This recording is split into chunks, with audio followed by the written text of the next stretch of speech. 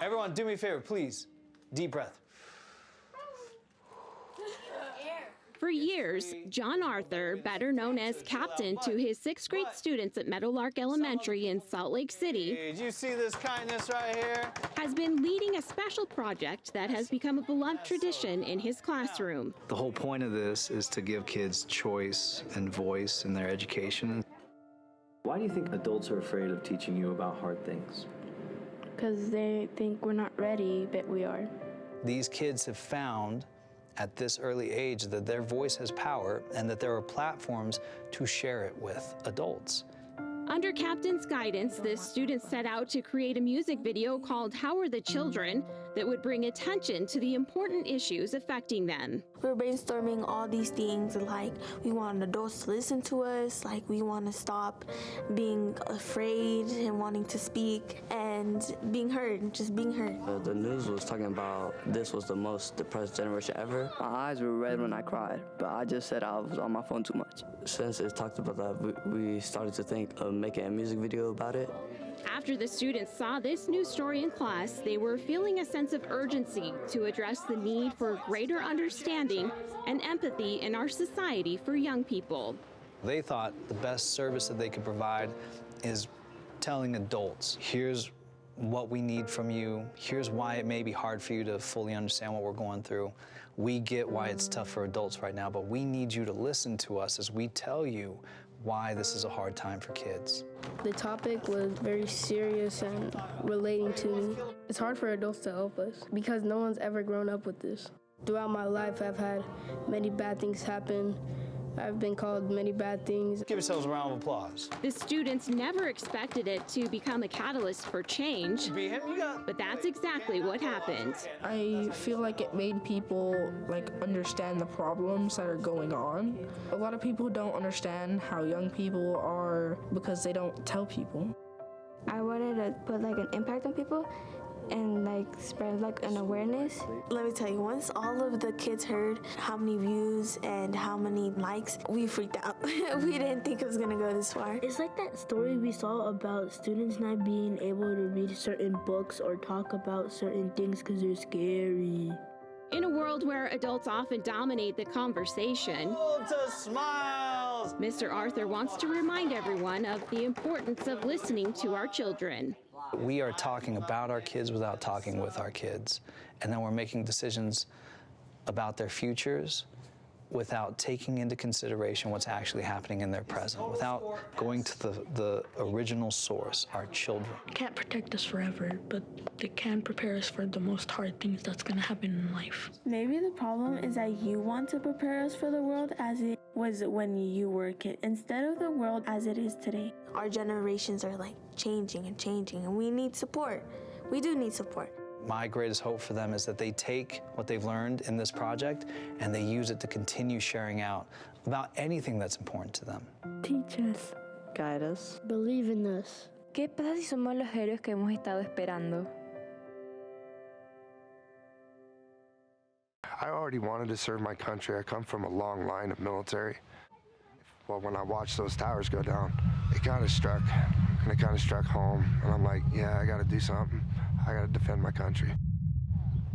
A.J. Etheridge, an Air Force war veteran, served as a mechanic before being medically discharged due to a traumatic brain injury. However, this was just the beginning of his challenges. I was living kind of recklessly and ended up screwing my back up. Got stuck on the opiates with the VA.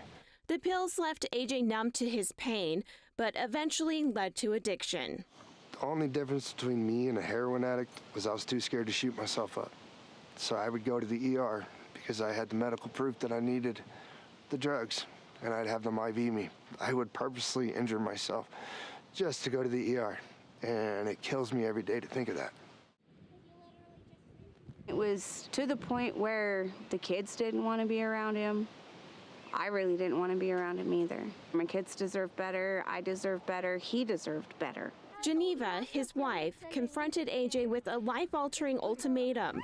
Either quit his destructive path or risk losing her and their children forever. Faster, Mama, faster! I didn't want to see a good man fall down a bad hole. Despite numerous attempts, AJ found himself trapped in a relentless cycle of trying to quit. They tried hypno, they tried acupuncture, they tried massage, they tried chiropractic, they tried everything, and nothing worked. But just before his fourth back surgery, AJ was given an alternative option by the Salt Lake City Veteran Affairs Pain Management Team. I was approached by Kim. She had this new program, and she kind of took me under her wing. Hi, good afternoon. Dr. Kimberly Bayless is an acute pain service nurse practitioner and clinical director of the Transitional Pain Service at the Salt Lake City VA. She says research shows chronic opioid use nationwide is about 5 to 13%. Here in Utah, before her program, about 10%. We knew that we could do better, and we knew that our veteran population, if we were at 10%, could lead to unintended consequences. Opioid dependence, opioid addiction, those other things that, down the road could potentially cause harm. Dr. Bayless played a pivotal role in spearheading a revolutionary pain management approach, the first of its kind in the nation within the VA system. The method adopts a whole health approach, including working with the vets before surgery. Patients that have surgery or that have chronic pain still have pain, but does that need to be treated with opioids? Does that need to be treated with those types of substances? And I'm not saying one or the other. It's just allowing us to talk with our patients and saying what matters most to you. I'm happy to say and report today that we're at 0%. We have eliminated new chronic opioid use here at our Salt Lake City VA. It was a lot of individual counseling, which I do better in than groups, and the caringness that I felt, and I felt like safe that I could reach out, is what worked for me. AJ says the pain never goes away, but now how he manages it is different. Through a hip surgery, a full hip repair, later that year in June, not a single opiate. And because of this program, I'm alive today. He realizes the love he holds for his family far surpasses his fear of pain. My relationship with my family is a lot better. They actually act like they love me now. It's been in my family for 51 years. This is Stan Smith, the proud owner of Bumbleberry Inn, one of the few remaining independent motels in the small town of Springdale, Utah. The only reason I'm here is because of my dad. I couldn't afford it. My kids are here because of me. They couldn't afford to buy the houses and buy the business. Springdale, the gateway to Zion National Park, is a town of about 600. But Stan says the reality is the city swells to about 15,000 when you count all the tourists. Unfortunately, the combination of increased park visitation, the rise of short-term rentals, and the effects of inflation have made affordable housing an elusive dream. Once the VRBOs started, the renters got kicked out. Essential workers of Springdale are being priced out. You have the National Park Service that has employees. You have a lot of restaurants and hotels and other businesses in Springdale that require employees, and there's not enough employees to go around. Many individuals are enduring lengthy commutes, although these situations are not sustainable in the long run. The further out you go, the more difficult it is to bring them in. Over 1,000 people a day are commuting from outside Springdale to come work inside Springdale or Zion National Park. How do you want to handle public input? Thomas Danzy, Director of Community Development in Springdale, says it's always been difficult for employees to find adequate housing, but the nature of the housing market and the pandemic exacerbated the problem. Certainly there were digital nomads, people that came and just enjoyed Springdale, would stay for a period and then leave. We've also seen an increase in remote workers, permanent remote workers. He says on top of all of this, Zion National Park has experienced exponential growth in visitation. The combination of those factors has made it really, really difficult in a resort town like Springdale that relies on service sector employees to be able to find adequate housing. It's just not available anymore. It's a real concern for public safety, medical providers, There's not a single solution that's going to be the answer. I think what we will have to end up doing is looking at a number of small solutions, all adding up to provide a larger benefit. Thomas says any change to housing styles or development patterns can be threatening to those who already live there. What we have tried to do is to explore options that would preserve that community character while at the same time allowing different development styles and helping people understand that maybe we can accomplish both of those goals. This is Tandy. This is last year's. Preserving the town's unique character also holds importance to Stan. Independent establishments are increasingly giving way to big chain hotels, something he questions is truly beneficial for the community's well-being. I've always tried to stand up for the mom and pop shops, but the mom and pop shops are going away because they can't afford to be mom and pop shops. A situation Stan hopes never becomes a reality for Bumbleberry Inn. Well, hopefully it's thriving and my grandkids are enjoying it and my great-grandkids are also enjoying it. It's a wonderful place to live. If you put me in a box, it'll be a very heavy cross for you to carry on your lifelong journey. The process of writing, it can be so soothing, it can be eye-opening. Michael Marcial, the Caribbean Nightingale, found her love for words and poetry in Haiti as a teenager. As her path unfolded, it led her to the U.S., where her passion for writing continued. I'm not your shiny toy, though I'm here to bring black joy. But as the demands of life took over, her poetic expressions gradually dwindled away. Sometimes as women, we tend to forget ourselves easily, for the sake of the family or for the kids.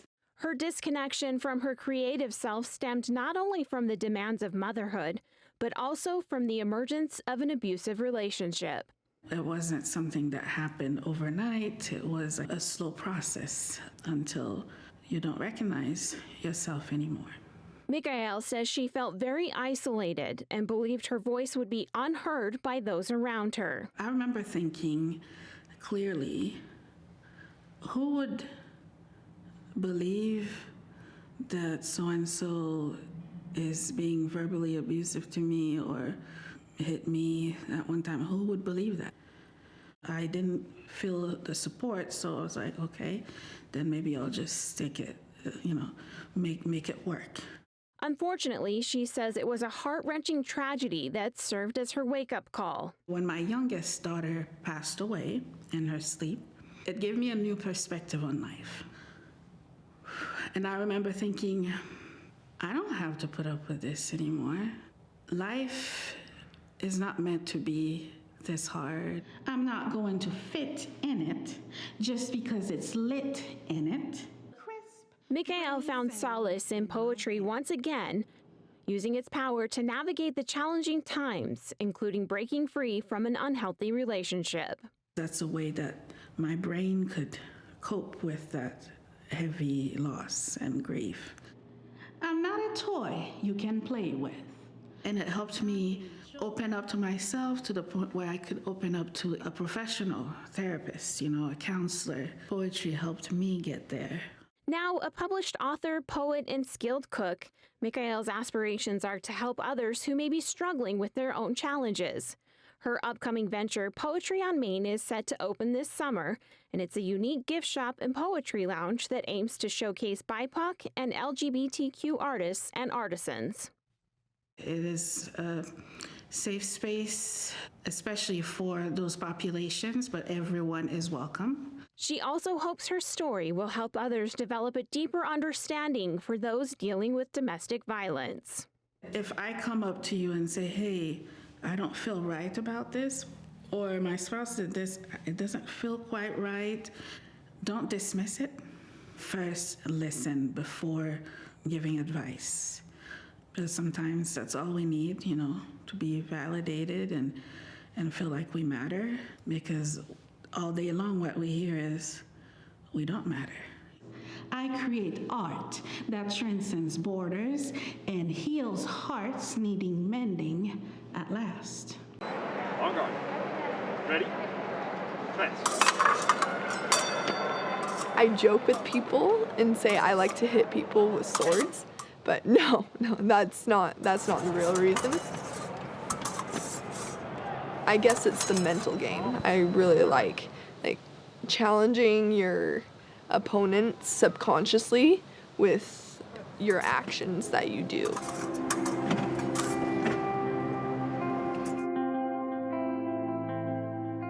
I've spent more than half my life with this disability, so it's just normal to me.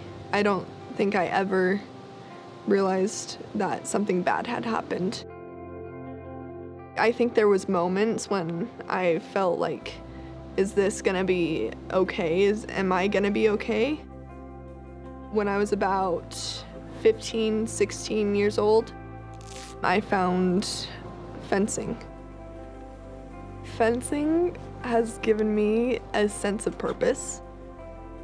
My parents are a huge part of why I do what I do. They support me and they love me.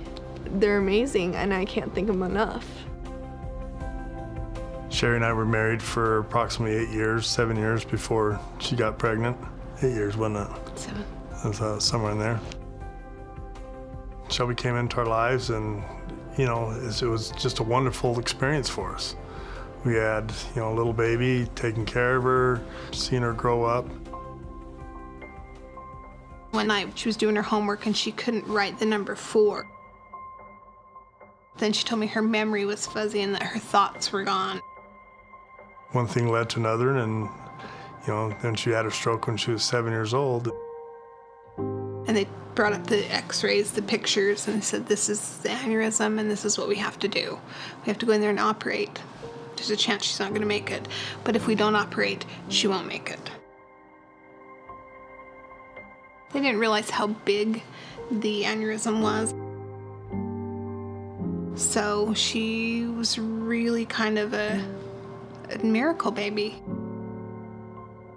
Then we were just kind of wondering, what do we do now?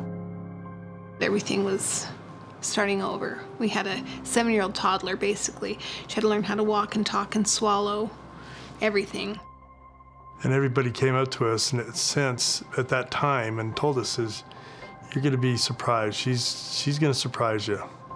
Seriously, a lot of people said that to us, and we had no idea.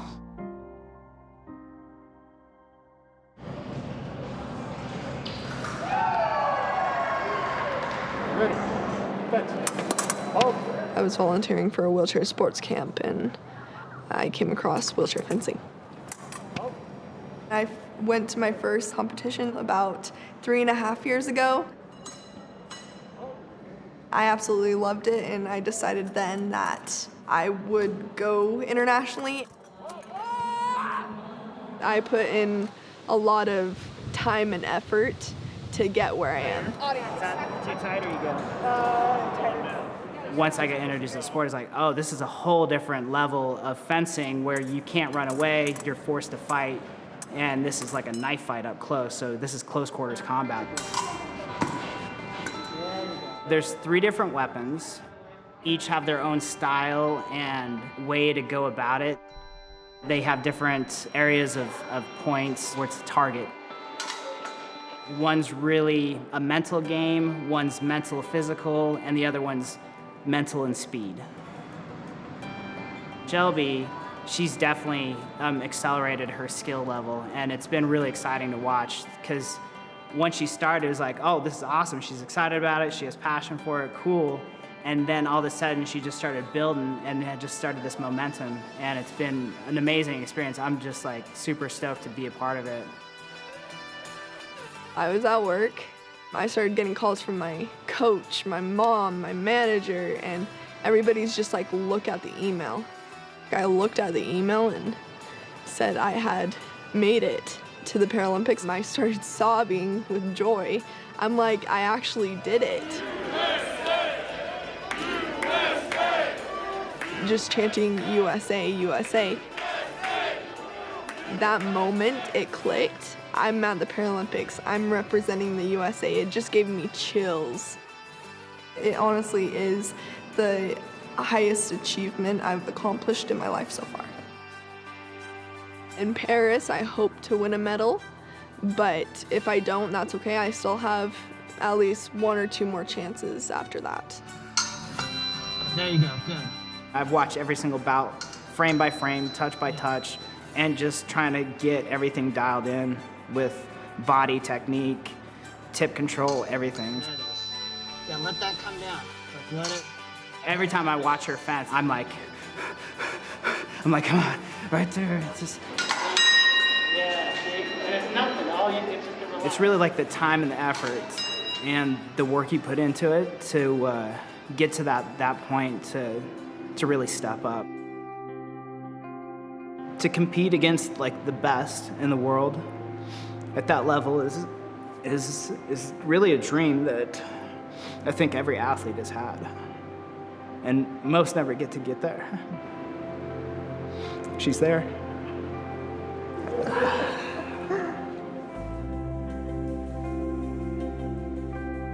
We're so happy and so thankful that she's still here with us, because that brain aneurysm could have taken her the other way so fast.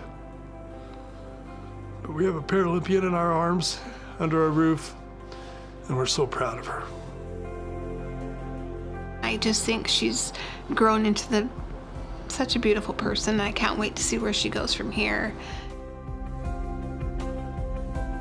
I understand the stereotype with people with disabilities, perceptions, and like they need extra help, but that's just not who I am. I don't see myself as my disability. I see myself as part of everybody else. An independent, passionate, driven woman.